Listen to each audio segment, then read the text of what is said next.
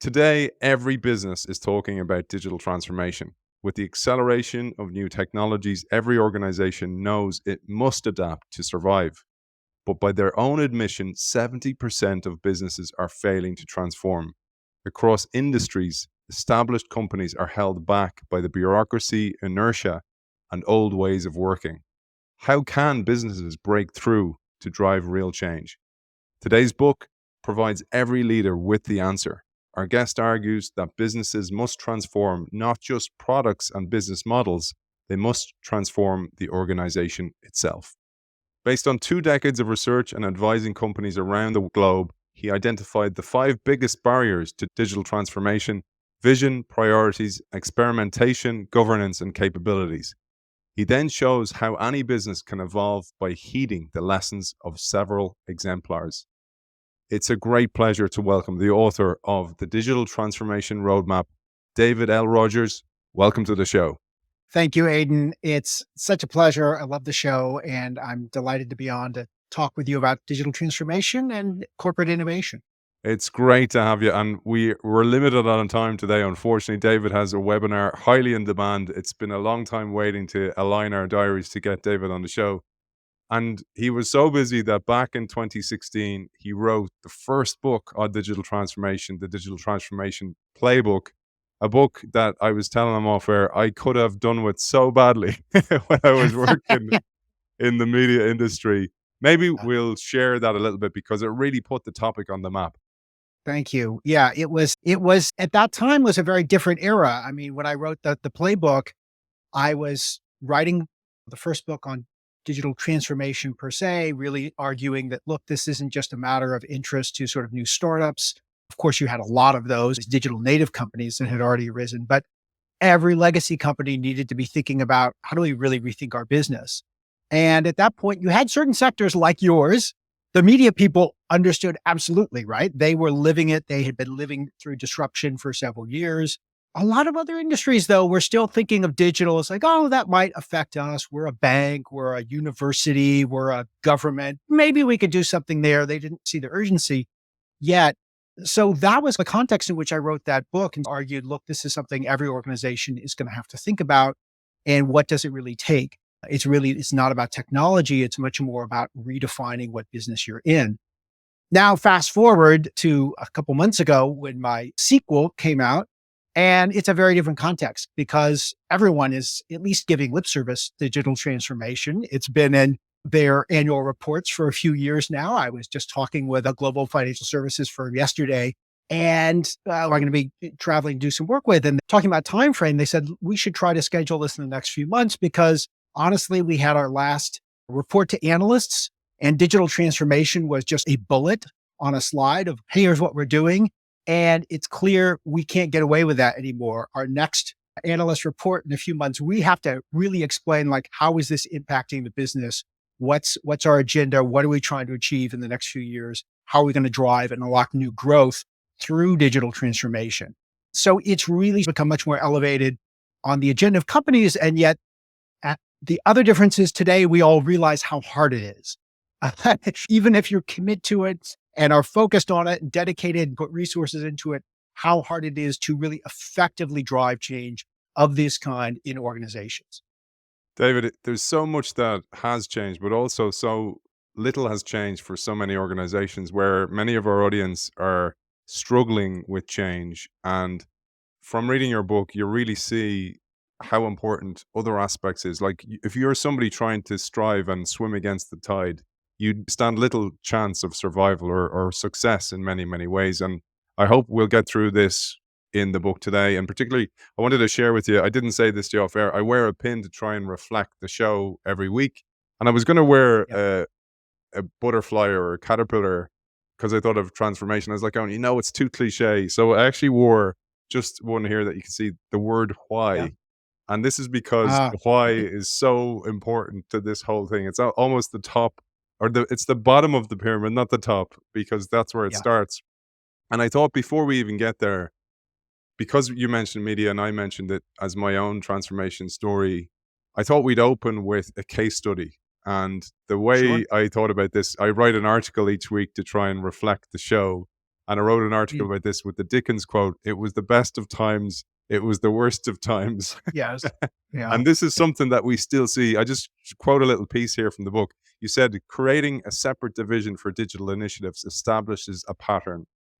Few people are tasked with driving all things digital, and the rest of the organization sticks to their old ways of working. Meanwhile, the legacy organizational structure, with its historic separation of the business side from the journalism side, remains untouched.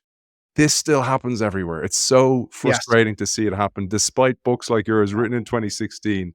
Leaders, read this book, The Digital Transformation Roadmap. It's so important. And that was really what impelled me to write this follow on, this sequel. I mean, that book still stands.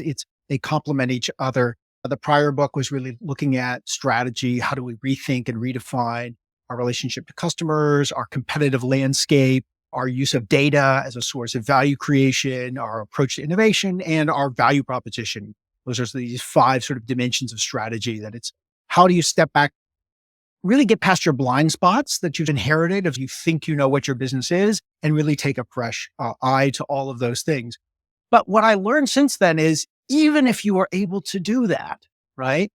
If you commit to making real change, if you're able to bring fresh strategic thinking and come up and identify new opportunities for growth, to make the change happen in the organization itself is incredibly hard. And so I open with that case where, as you said, it's written to highlight the stories of a particular company, in this case, the New York Times, but every one of the things that the traps that they fell into, the mistakes they made, I see time and again in every industry, in industrial firms and consulting firms and big banks and insurance companies and telcos. One of them being this sort of, well, we need to make some kind of change. Let's give a squad. Skunk Works used to be the old model from decades past. The organization is slow. So the solution to that is we'll get some small team, let them move fast. And then that allows the organization to never change. It gives an excuse for everybody else to just go about their business. And like, you don't have to change because that would be too hard for you. Right. And guess what? That doesn't work out well in the long term, or even in the medium or short term. Before we delve in deeper, that case study of New York Times is a brilliant one, because you see how, firstly, they fail, but then they succeed. So they go from the 70 to the 30, which is great, because we rarely see the 30. And David talks a lot about in this book about the 30% who have succeeded. But before we go any further, it's probably important for us to define and clarify the definition of digital transformation, or DX as you call it from now on. Yeah. So I define it this way. It's simply transforming an established business to thrive in a world of constant digital change. Right. That to me is what digital transformation is. And let me pull out, there's sort of a few things that sets up, three sort of essential truths. One, this is not about technology, right? It is about the business. It's about your customers. This is a very common misconception about digital transformation, that it's an IT project and it's about working with your IT vendors. No, this is about the business, right? Transforming an established business. Second, this is, it's really quite distinct than startups. It's not simply a matter of identifying market opportunity or iterating and discovering an effective digital business model. This is about existing organizations.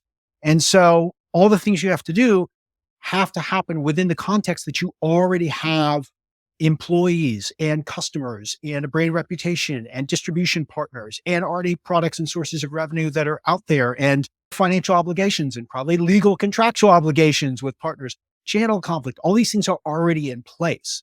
And so the trick is to turn all the things you have as an established business of some scale to your advantage, because unless you're very smart, they will actually work against you and make it much harder for you to compete, simply because it'll be much harder for you to change and adapt and develop quickly.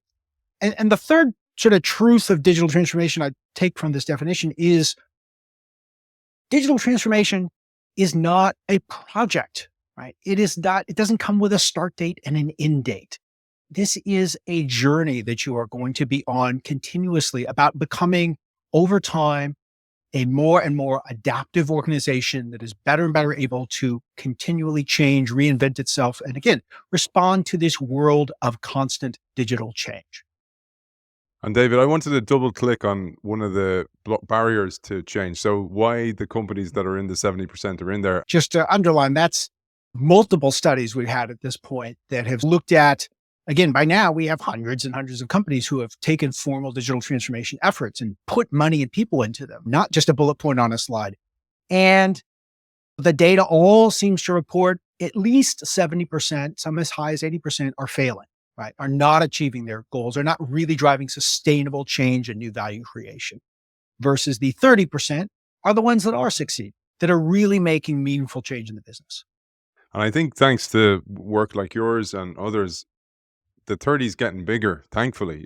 So it's getting there. Yeah, The on a fixed organization. ratio. That's my goal. Yeah. Exactly. Try to try to shift that balance a bit. Absolutely, man. I'm with you. And the one of the things I was going to double click on here was to think about how difficult it is depending on the size of your organization. Size does matter Mm, because that increases organizational complexity versus a startup. yeah. So we have that spectrum of people who listen to the show, from startup founders, solopreneurs. I am one. I know how easy it is. Well, apart from the boss being a bit of a jackass, apart from that, You it's don't have much to worry easier to about get making things done. employees feel empowered. Yeah. Exactly. Looking in the mirror. Come on, we got this, team. What's our vision? Repeat after me. But how difficult it is then as you scale up the business. Even two people Yeah. adds complexity. But when you're a Yep. multi-sized organization across multiple geographies of operation with different business models, everything Mhm. changes. And I think this was Yep. something that's often overlooked.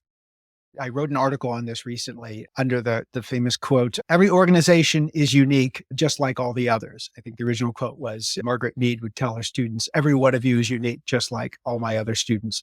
And every company feels that they have these unique pressures and challenges and why it's so hard to change. And I see incredible commonality from one to another, but it is harder for some businesses than others. And what I discovered is there's a lack of an understanding of why. Most commonly, people think it's, well, I will hear them point to age. Well, the company's so old, we've been around so long, that's why it's hard to change. Some companies will point to their industry. Oh, you just don't understand. Our industry is so old fashioned, so averse to change, so stuck in its ways. I hear regularly nationality, national culture. Oh, well, you have to understand Japanese companies or Brazilian companies or Italian companies. We're not good at X. All of those can be factors, but what I've learned through my work, my research is they are not the biggest factor. The real challenge, the most predictive metric is organizational complexity. And that seems to be pretty well measured by the three factors you echoed back from the book. How many employees do you have? Right? One, two, okay. And 50, classic Dunbar number, gets harder to stand up in a room and just talk with everyone about the strategy and what you're doing. So number of employees, lines of business, do you have different offerings to different types of customers, different business models, and geography. Geography has always added complexity in terms of supply chains and distribution. Honestly, less today than it did in the past, although clearly still some.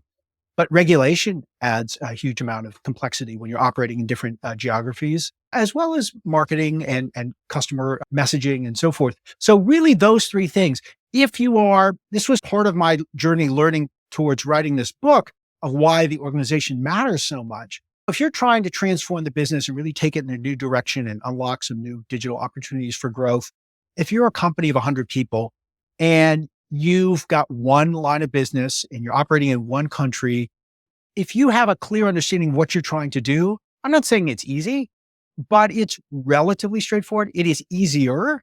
But then if you're a company with 10,000 employees, let alone 100,000 employees, you're multiple geographies, you've got different lines of business serving really different markets with different needs. To make any kind of pervasive change across the organization is just much, much harder because of the complexity of the organization itself. And that's why I really found that these kinds of complex organizations really needed some tools and learning from, as I call them, the 30%, from those who have actually been able to make true, substantial, meaningful change in the organization. What did they do right? Right? What can we learn from them? And that was my goal, is to pull those insights together, look at the patterns and say, here are the things that make this possible. Not easy, but even with these large, complex organizations, it really is possible to make change. And it reminds me of you're trying to make a journey, and what are you going to have? You're gonna so you have Google Maps. Most of us, or Apple Maps if you use Apple Maps, but you have a map, Yeah. and this is what was missing for so many people. But then there's key ingredients of that map in a certain order that is really important. Yeah. And frame this show really a way. You have one of your tools is the PO statement, so the problem opportunity statement. And I'm going to start with the problem because Mm. this problem statement reflects what so many of our listeners experience. These are the top barriers to DX success: no shared vision, no growth priorities, no focus on experimentation, no flexibility in governance, and no change in capabilities. Now, there's a lot in those.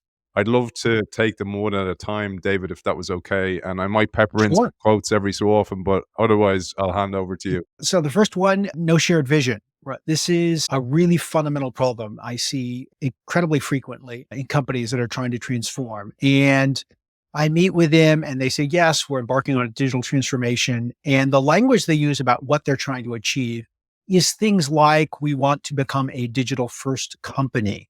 We want to future proof our business. We want to be a digital leader among our peer set, things like this. Setting aside that some of that is just kind of gobbledygook, it's also incredibly generic, right? So to have a vision that is actually going to pull you forward as an organization, it has to be specific, right? It has to be unique to your organization. I see so many of these vision statements. If you took your thumb and you covered up the logo at the top of the memo, you would have no idea what company this pertains to. You wouldn't even be able to guess the industry in many cases, right? So that's a really common barrier. And I find I'll talk to 3 different executives in the same company. I'll say, what does digital transformation mean for you? You get 3 different answers, right? There's no commonality. The second barrier, as you mentioned, no growth priorities. It is essential as you embark on this to really define what are the problems that matter most to your business. What are you really going to try to solve? What are the sort of levers of business value creation that you are really going to try to prioritize above all others? Because as you start to look at new digital business models, interaction models, customer experiences, markets, you will, if you're seriously curious, you'll start seeing 100 different ideas. And that's what happens. I see companies, they just start shooting off in a lot of different directions. So it is so critical that we link this process of digital innovation, really what I call it's this missing link between strategy and innovation in so many firms. I'm actually writing an article about that for Harvard Business Review right now. Companies that sort of set up some kind of team to drive innovation and pursue new ideas, and they're just given, it's like blue sky, 1,000 flowers bloom. Just come up with, if it's a good idea, it's a good idea. It's like, no, you have an existing company. Just because something is a good idea for someone to build or pursue or a good market doesn't mean it's one that you as a particular established business should go after. So you have to define these specific priorities. And of course, they have to be linked to a careful strategy process about the company. Often, I would say mostly not there, right? Third barrier, very often see, is no focus on experimentation. And this is companies that are still following the old planning playbook, what I would call a traditional planning process. And by which I mean, you're thinking of doing something new. You're making a big plan or a possible investment. What do? You start with a lot of third-party data, right? You hire others, independent consultants and so forth, to bring in lots of benchmarks, best practices, right? No, not first-party data, not actual testing and experimentation of your own, but third-party data. Then you do a lot of analysis, business case writing, and so forth. Then you go traditional, classic, take it to the top of the ladder. Who makes the decision? It's the highest paid person's opinion, as they say in Silicon Valley, the hippo, right? Senior executive makes the call, and then everything focuses on just executing that plan, right? We have the plan, we've detailed it out inside our meeting rooms in great specificity of what we're going to do. It's gotten approval. And now we just have to execute. And the train has left the station. We're going down the tracks and who knows what's ahead. That is the exact opposite of the whole approach of continuous rapid experimentation, which I've written about for years. I've drawn great insight in and thinking from folks like Steve Blank and Bob Dorff and Rita McGrath and Stefan Tomke and others. But really, all the companies that are really driving change, they take this approach, this mindset of defining the problem you're going to solve and then rapidly testing and validating different options and the business hypotheses around each. The fourth barrier that's very common is what I call no flexibility in governance. So that is using what's commonly called BAU, business as usual, your kind of existing lines of decision making, your traditional budgeting processes, your traditional organizational structure, everything that was developed over time for the core business, the legacy business, the business well, and maybe actually suit that quite well. But to just apply that same approach, that same management model and rules and processes and procedures when you're trying to do totally new things. And then lastly, the last barrier I see is companies who are trying to digitally transform, but they are really not making any significant change in their core capabilities. And by that, I would include really rethinking their technology stack, but also really rethinking and growing their talent base, the skills of the people they have, and also really their culture. What is the culture we have as an organization that's brought us to where we are today? But being really thoughtful, are there things about that that need to change if we're really going to effectively head where we're trying to go? So many companies I find just are not addressing those things. Beautiful, man. Beautiful. Thank you for going through those. And just on the last one, I just want to remind our audience, recently we had Mike Beer on the show, 3-part series with Mike, and he talked about that strategic fit, which was also the talent or capability fit to the new strategic ambition of the organization. Such an essential part that's overlooked, because, and then you hire in, but you might be missing some of the stuff David talked about earlier, and like no vision. This happened to me, for example, in digital transformation, David, where it's like constantly asking what the strategy was. And I was told, basically, you look after the digital strategy. And I was like going, well, that's going to fail if there's no organizational strategy, because it's just an enabler, you know? So I didn't have the language or the roadmap or the playbook. So as I said, I could have done with this to even kind of go, here, I got you a copy of this. This would have been helpful. Well, but better late than never. Absolutely. But now we understand the blockers. I thought we might revisit that NYT story after the innovation report. So it's available publicly, by the way. If you want to look at Google or you might be using Bing these days, Bing the innovation report. It's back, baby. Because you'll see the NYT report, which was a damning report that was released. It was leaked from the NYT. But then they got their act together. They learned and they went from the 70 to the 30. And maybe you'll tell that story as a little vignette here, and then we'll get into deeper dive until, okay, now we know what not to do. Here's what to do. Yeah. So the story was the New York Times had started, I mean, to their credit, they started very early on embracing digital and thinking about how is this going to be a part of our future of the business. The common wisdom I've heard many times is, the most important thing in digital transformation is a CEO mandate. You have to have the chief executive has to be behind this and pushing for it. Obviously, I would always argue you want to have that, right? It's going to be much harder to make change happen without that support. But we've seen time and again companies where there's a very strong, clear digital mandate from the CEO, from the chief executive, and complete failure, right? About General Electric and their failure of digital transformation and why that was so predictable, why you could see why it was never going to work, despite the fact that it had this very loud and vocal support and resources from the top. So the New York Times was similar. It was the chief executive. Of course, there was a publisher, and it was at the time Arthur Ochs Sulzberger Jr. And he said that digital is the future. We are going to be a part of this. They were, to my knowledge, the first, at least major existing legacy newspaper to go on the web. They were there right from the beginning with launching a website. They set up a separate subsidiary, separate division, as we talked about, to figure out, do all this digital media stuff. And yet they, from the beginning, fell into what I call the digitalization trap, right? And this is part of why when I meet with companies, I stress why digital transformation and corporate innovation are not like two separate things, right? They can't be like two different teams, two different agendas going in different directions. These have to be wedded together. So when you don't do that, you fall into the digitalization trap, which means digital transformation is just about taking what you have already done and adding some technology to it, saying, let's put some more technology. Let's use technology, new capabilities in service of doing the same thing we have always done. And so that was the unspoken and at times actually clearly spoken mindset of the New York Times. This was all about let's use all these new digital tools to deliver the same print newspaper, right? Everything was just another way to get the print newspaper to the customer. That was the language that the publisher used, talking about, I'll use any technology, CD-ROMs, the web, whatever, to get the New York Times. He said, heck, I would beam it into your brain if you show me the Neuralink technology for it. He thought that was very forward-looking, but it was actually completely confined to the history and the past of the company. And so everything was always about the print first.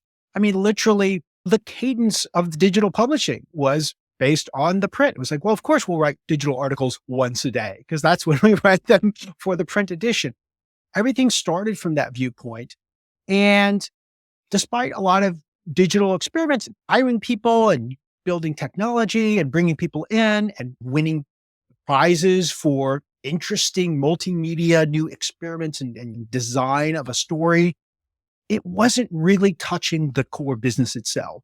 The digital talent they hired was not sticking around because they realized there really wasn't a chance for them to do any meaningful change in the business. New digital entrants started to grow much more quickly in terms of attracting younger viewers. And more fundamentally, the company was suffering because it had not reckoned with the change in the economics around advertising in print media. And so year after year, they saw it was a 7-year period.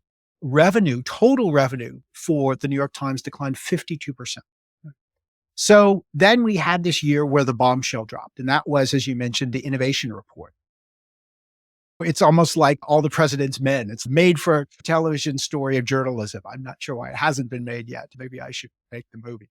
And what happened was, so this internal task force, this small, scrappy team of not a bunch of senior executives, actually, it was very smartly done. I mean, clearly, folks at the leadership realized this was not working. So they put this small team together of people from different backgrounds, investigative journalists, not people with long standing in the Times, and said, we want you to spend several months figuring out what is actually going on. What's changing, what's not? Why is our innovation not keeping pace with what it needs to happen? So they wrote this report. They talked to everyone inside the Times. They talked to competitors. They talked to partners. And they wrote this incredible report that really detailed an organization at war with itself, right, over its digital future. That people, the older employees, were fiercely clinging to the status quo. The silos that were built over decades of tradition, a century of tradition, were just completely rigid. This culture of sort of perfectionism, which it had its time and place, right, protecting and growing the brand. But today it had become a barrier to really any experimentation and real learning inside the organization. So all of this was detailed in this report that was supposed to be read by, I think it was 5 people. Right? It's just a secret report from the top leadership. But then, and like classic journalism and Hollywood fashion, it was leaked, right? Somebody who was presumably one of the writers or authors of the report probably leaked it. And it first showed up, it was on the pages, I think it was of BuzzFeed, and soon it was uploaded just publicly on the web. And it sent shockwaves, actually throughout the industry, because all of their peers had been looking to the New York Times. They didn't know what to do about this dramatic decline in the whole economics around news. And they said, well, the New York Times is going to figure it out, and then we'll just follow whatever model they come up with. And suddenly it was like the emperor has no clothes, right? But most importantly, inside the organization, no one could say anymore, well, we should just stick to our old ways of working. We don't need that much change and so forth. And so it was this real kind of essential, necessary kind of shock to the system. Hey, we have to really change much more deeply. And of course, the great news, the good part of the story is that it did. It helped to really unlock and accelerate a true transformation of the business that has happened over the last really decade. I mean, by now they're really actually quite well established, but it took several years to really right the ship. And both financially and really transform through all kind of the 5 steps of the roadmap, which I lay out in the book. I love that story. It's so great because I was one of those looking at them as this hero. The article Snowfall came out, for example, is like, look at what these guys are doing. But I had experienced everything. I think everybody who has worked in transformation has experienced this, where older executives, long tenured executives cling on to the past business model because they don't want the change to come, maybe hoping till retirement comes quicker, et cetera, et cetera. Yeah. In one Yeah. case, David, you'll find this one funny. We had put teams together from diverse parts of the business, and they had these invested in new tables, so they'd be all sitting beside each other, open office type, and they started to build like these literally out of cardboard silos around themselves. Man, it was unbelievable. So yeah, not many, but yeah, they were definitely there. But Yeah. I thought it just, and this is just a little sidetrack from the book for the moment, but you talked about that period of, I consider it like the messy middle of a transformation of the caterpillar. It has to goes into the cocoon and become this messy goo in order to become the butterfly. And I say that because there is a period of change that's needed. Yeah. You can't just, there's no seamless, oh, it's a DJ fade across on the record to a new record, it's a new Yeah. song. It's messy in the middle. And I think that's something that's so seldom recognized. And you've seen that with many of the organizations you've worked with. Yeah, the companies that have made real substantial change, it is not a flip of a switch. It's not, we've got the plan, all of a sudden everyone's on board. I mean, one of the things I try to let people set reasonable expectations. I often see people coming and saying, look, there's just so many people in the organization who are not supporting this, or they're old fashioned, or I don't think even if I expose them to the right reading and classes or whatever, I think they're resistant. And I say, look, your job is not to persuade everybody at once, right? That is not going to happen. Nobody like waves the magic wand. I swear, CEOs come in, I think they're asking me for hypnosis lessons. Or like, how do I magically like brainwash or change the minds of everyone in my company? I said, that's not how this happens, right? You are going to define a much clearer vision of what you're doing, what you're aiming for, what you're trying to achieve. And if you do this right, there are some people, there's going to be, I guarantee you may think no one is with you, but if you actually say, I'm serious about change, and you have a clear and compelling message of where you're going and why you are going and why you are the organization to hold that position, to take that path in the future, there are going to be some people in your company who are going to say, thank God we're finally going to like do something. And they're going to be excited. They're going to be a minority probably, right? But they're going to be the ones who take up the ball first, right? And that's the whole point. And then you give them the resources and you make the organizational changes to start to give them the leeway and the operating models, the governance and so forth, the tools to do the right work. And they'll start to do it. And then it snowballs. If you do it right, if you do your job as a leader, they'll start to show impact, success. Others who are on the fence, who are like, it sounds interesting. I'm not sure I want to risk my, career being the first team working on this. They'll say, oh, okay, this is for real. And like people are getting spotlighted and rewarded and recognized for doing this. I'd step up and try to do some of that in my supply chain team or regional marketing team or whatever else. And it starts to gradually expand as it deepens through the organization. So yeah, it's not going to be smooth. It's not going to be overnight, but it's the work that has to be done. And if you have that clarity of why you're doing it, that makes all the difference. People ask me, I've been in the show 8 years, 500 episodes plus, and what have I learned Wow. the most? It's empathy. It's empathy for those people who are resisting change. It's often driven by fear of some sort. And Yeah. I thought, just before we move on to solution mode, to opportunity mode and the PO model, that Yeah. we'd share how the failure to innovate is what's holding legacy firms back, and what 2 key challenges you recognize to corporate innovation really are: the challenges of Mm. uncertainty and proximity. Yeah. So I've done a lot of looking at corporate innovation because, as I said, this is a book about digital transformation, but it's also a book about innovation in established businesses, right? And what makes it particularly hard. And that's been something I've been looking at because And what I found is really there's two fundamental reasons why innovation is hard for established businesses.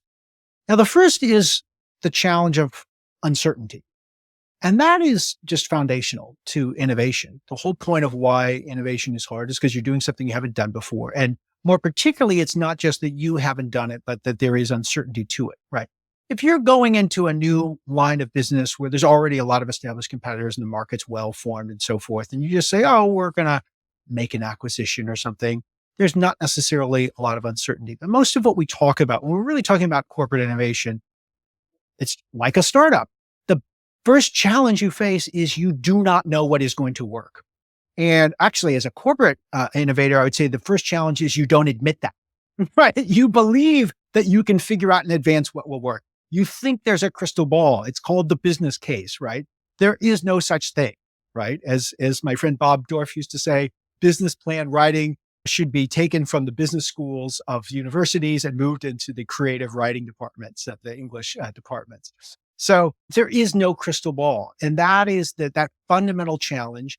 And fortunately, we've got some really great thinking and some models by now about how do you address uncertainty in innovation. And broadly speaking, there's two essential levers that I talk about in the book. You have to bring an approach of iterative experimentation. I also wrote about that in the previous book, a whole chapter on rapid experimentation.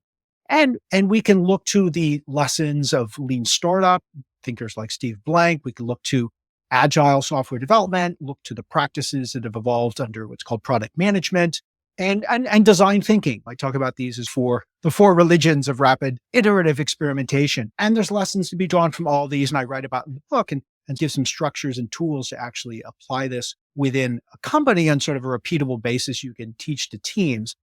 So that's the first challenge. Now, I'll point out that is a challenge that is held in common with startups, which is why our best thinking has come out of the startup world because they live or die by this. You don't even have a business if you don't solve for product market fit and find that the search for a repeatable, scalable, profitable business model, as Steve Blank talked about it, that's what the job of a startup is. So they have the same problem, right? But there's a different challenge. There's a second challenge that is not faced by startups, right? And that is faced by established companies. And the second challenge of corporate innovation is what I call the challenge of proximity. And what this means is it is much harder to pursue innovation that is farther from your core, right? Farther from your current business that you know so well. It is inherently easier to innovate within the core business, right? I'm not saying it's easy, but relatively so. It is much harder for companies to manage the process and effectively take a good idea all the way to market at scale when it doesn't have a natural fit inside the current organization. And there's all sorts of reasons I talk about why this is. Companies apply the metrics and the KPIs from their legacy business to the new thing, and it doesn't fit whatsoever. Simple budgeting, right? Budgeting is often dictated by what parts of the business are creating revenue now, and that's how they get resources to invest in next year. And so if there's nobody currently doing this, who's going to put the resources behind it? Lines of control and oversight. There's all sorts of reasons why when you're venturing beyond the core, it's very challenging, right? It even starts with just mindset. Again, this trap of Ted Levitt wrote about it decades ago, defining your future in terms of the products of the past rather than in terms of customer needs. So this sort of habitual mindset is going to just keep steering you away from these innovations that are further from your core, right? Because you haven't done those products before. So those are the two challenges, and we have to address both of them if we're going to really unlock growth, because it's not enough. Yes, every business has to look at how do we continue to incrementally improve our existing business. But that is not going to be enough with the level of dynamism and change we see in wave after wave of the digital era. We have to also be able to pursue innovation. I talk about three paths to growth, three paths to innovation. One is low uncertainty innovation within the core business, right? And that is the easiest path, right? That can be managed basically by your normal business as usual processes. The second path is often neglected in a lot of theories of innovation, is highly uncertain innovation in your core business, right? And here you naturally do it in your core business, except they don't have the right processes in place. They're not used to iterative experimentation. And so you completely overestimate your certainty and your knowledge of the future, and you have lots of costly mistakes.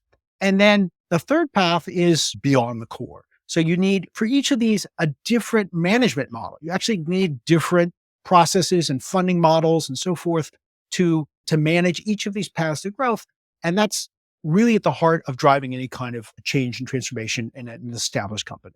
We're going to come to the end with a couple of things. One of the things David mentioned there was funding. So the VC funding approach, Facebook's a great example of that. Hopefully we'll come to that. And then what we're going to do is we're going to park the steps, so the roadmap for part two, and go through those at a high level in part two, because we simply won't have time to even touch on that. And it'll only be frustrating you. It'll be like, when's the next episode of the Netflix documentary coming out?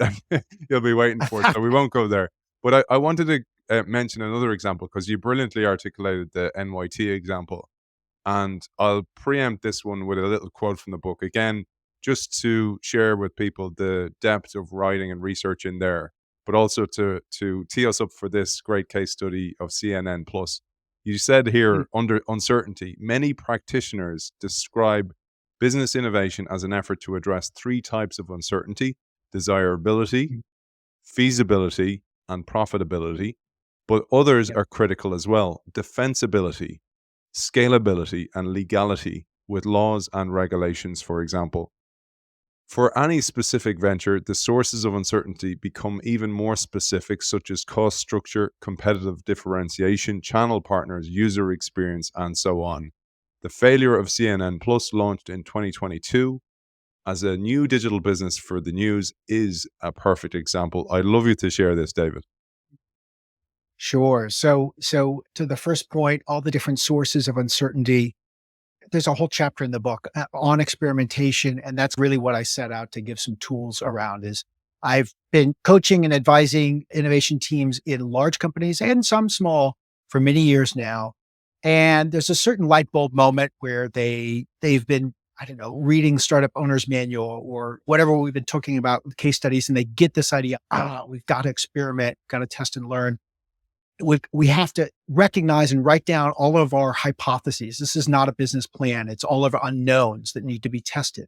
But then what happens time and again is they start writing down we don't know if it's going to pass legal compliance. We don't know what the customer demand is. We don't know what the price point is. We don't know if there's competitive moats that we can build. We don't know all these different things you don't know, all these sources of uncertainty.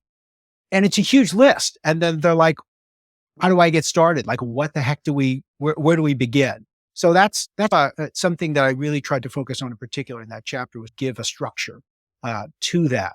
Now, in the case of CNN, they didn't, right? They didn't have that humility that, oh my gosh, there are so many things we don't know, right? They didn't detail the business hypotheses around this idea and then say, okay, how could we pick these off one at a time in a very low cost, low risk, low time investment, get some data, not total data, not perfect information, but some direct first party learning around one of these hypotheses and another. Like, who's the right customer segment?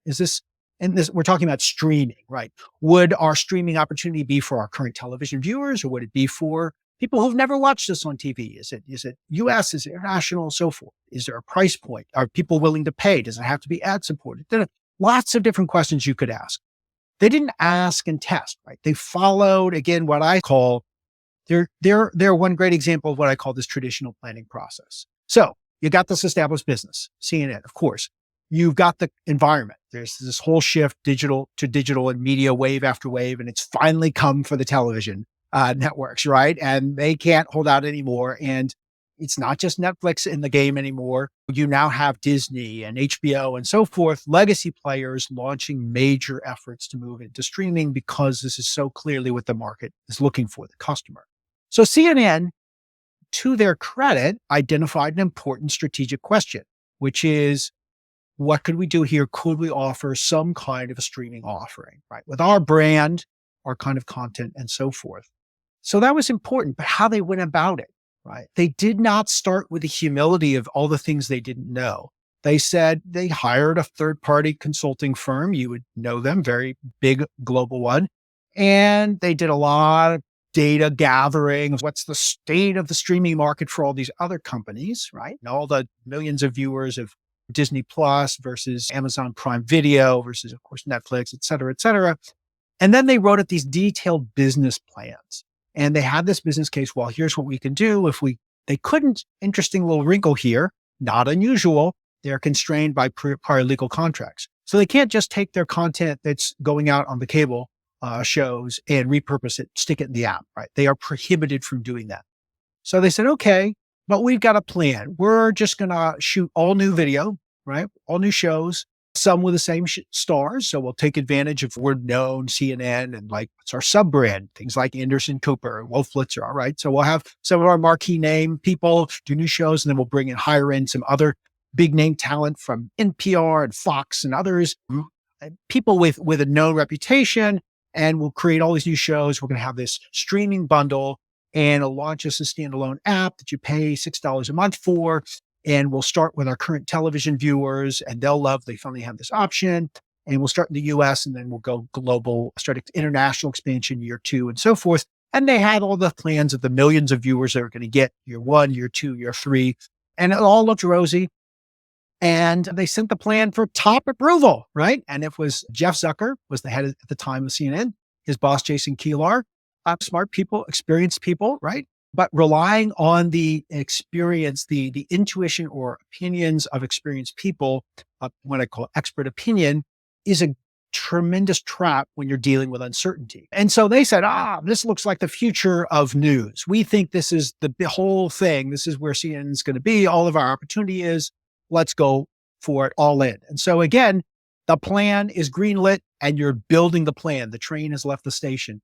They spent $300 million, Aidan, before launch, before day one. That was all just filming and hiring and putting together the teams and contracting the talent and producing getting shows in the can and so forth, and building the technology, whole thing. Everything was built, and they launched big right out of the gate. And I often ask, if I'm teaching this case, what percent, for folks who are not in the media industry, what percent of their current customers, their television viewers, do you think would sign up for even a trial of this streaming app? Because bear in mind, whenever you launch a streaming service, there's always a free trial of some number of days. How many people would even try it out, create an account? And people will say 30%, 20%, 25%. It was about 1%, right? So dismal pickup rate. And huge costs invested. And then what happened? There was a leadership change coming in, and they had to make a decision. And they just said, this is crazy. We're shutting it down, right? Why do we spend all this money? Let's stop hemorrhaging the bleeding. Because the plan was to spend another $300 million every year into the foreseeable future. So worst of all, this is that kind of costly mistake. It was a good question to ask. It was an important strategic opportunity to pursue, right?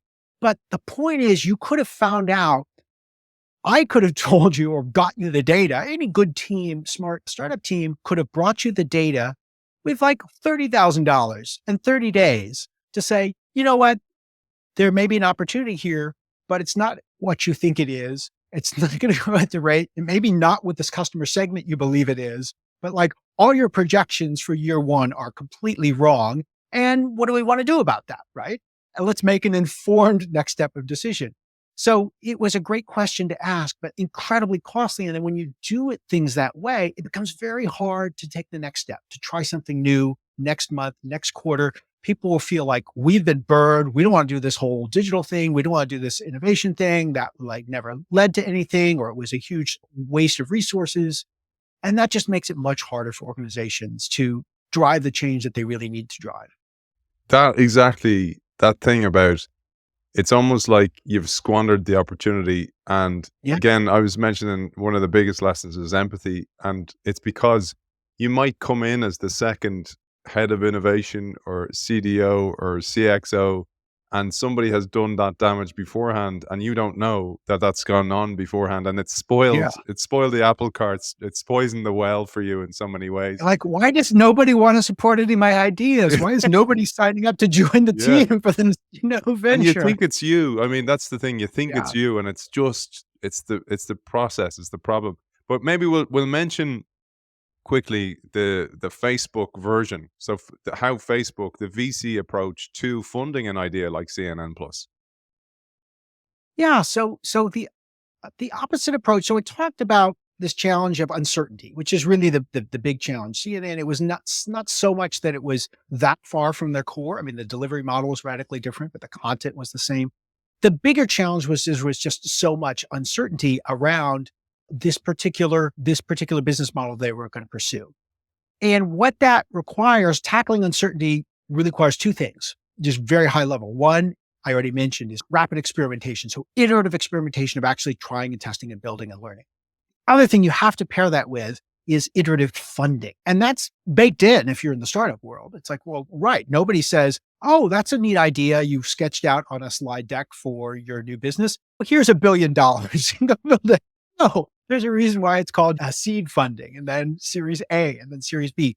They are built around this idea of iterative funding. Facebook is a great example because we have the historical record and it's really interesting to see what happened at each of those stages. Their very first seed round, Facebook, I think it was called thefacebook.com, was just 4 months old, had zero revenue. It had just been on a handful of college campuses, right? And it was Peter Thiel who invested, I think it was $500,001. I'm not sure what the one was for. I'm sure there's a story behind that. So $500,000, he got a little 10.2%, so a little over 10% stake. So that, to be clear, means the company is valued at just under $5 million. Right? Now, a year later, what had happened? They still had zero revenue, right? But they had 1 million users. No, I'm sorry, they had zero profit, right? So by 1 year later, they actually had revenue. So they had many more users, right? It wasn't just a few early campuses. They had 1 million users and they had revenue, right? It was actually, and not just some revenue, it was from major advertisers. That's what they were trying, advertising. They had big companies like MasterCard advertising on them. So they got $12.7 million. The valuation went from 5 million, almost 5 million to almost 100 million, right? In 1 year. Next, what happens? Facebook spreads to not just colleges, but to high schools and even corporate campuses, right? It raises a Series B round valuing the company at 500 million, another 5 times increase in value. The year after that, what has happened? Facebook has now launched on mobile, right? It has started its news feed, what we now think of as the core experience of Facebook. It is opened up to app developers, right? Now Microsoft leads the Series C round. It values Facebook at 15 billion. Now, the core idea of what Facebook is trying to do hasn't really changed in these from its seed launch to its Series C round. But the market value has gone from 5 million to 15 billion, right?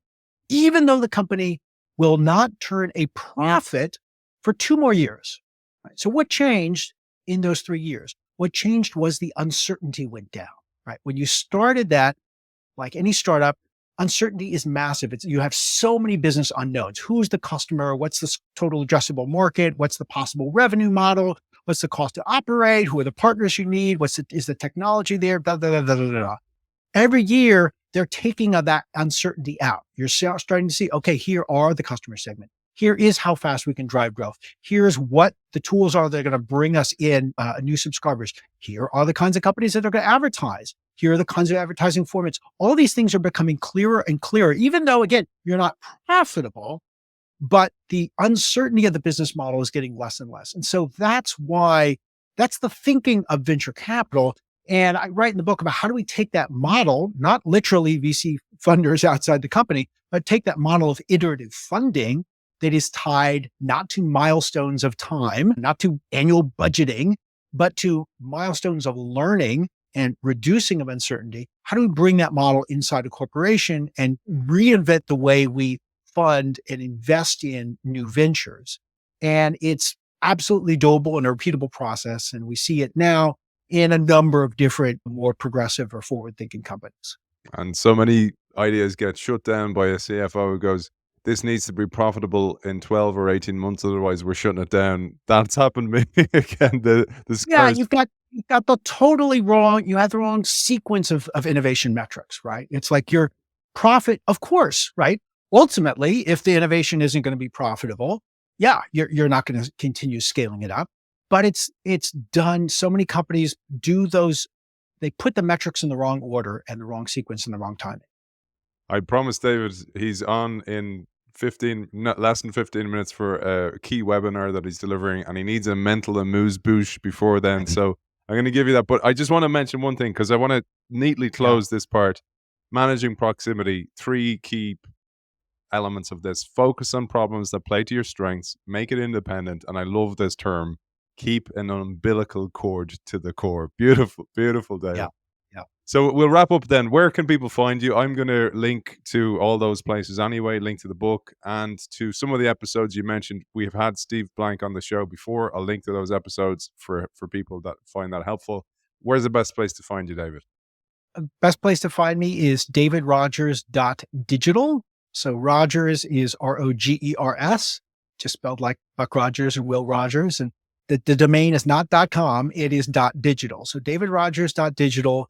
And in particular, I mean, there's a website there, a little information about my work, my speaking, my advising of companies, but also you'll see right on the front page, you can sign up for my free newsletter, my Substack. And if you subscribe to that, you'll actually get a free chapter of my latest book, The Digital Transformation Roadmap, plus some of the articles that I've mentioned that I've been writing on the missing link between strategy and innovation, the digital transformation, digital trap, et cetera. I publish regularly on those. So I encourage, that's really the best way to keep in touch. And I've linked to that on the Innovation Show Substack as well. And David also very generously gives away some of the toolkit that he has produced as well. And there's also a pro account that you can sign up for as well. For now, it's been an absolute pleasure, David. Really enjoyed it. Got to go and get your mental amuse-bouche. Author of the Digital Transformation Roadmap and the Digital Transformation Playbook, David Rogers. Thank you for joining us. Thanks so much, Aidan. I look forward to our next conversation.